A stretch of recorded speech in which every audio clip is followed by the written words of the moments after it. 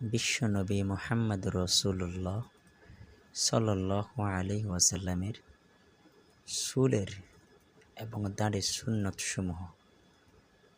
১. রসুল সাল্লাল্লাহু আলাইহি ওয়াসাল্লাম এর মাথার চুলের দৈর্ঘ্য এক বর্ণনা অনুযায়ী কানের মাঝখান পর্যন্ত এবং অন্য বর্ণনা অনুযায়ী কাঁধ পর্যন্ত এবং অপর বর্ণনা মোতাবেক কানের লতি পর্যন্ত ছিল।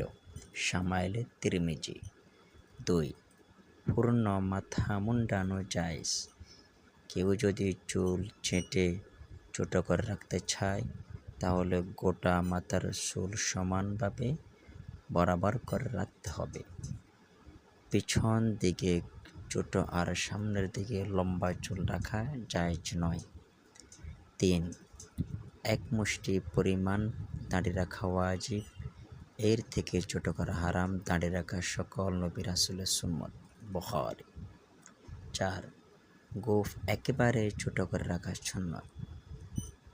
লম্বা মোছ রাখার প্রতি হাদিস শরীফে সতর্ক করা হয়েছে। আওজাজুল মাসালিক। ৫. বগলের নিচের পশম ও নাভির নিচের পশম কেটে পরিষ্কার রাখা।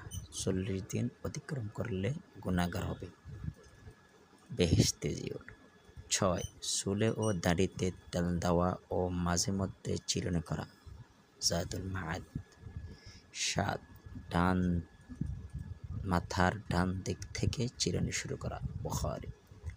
৮.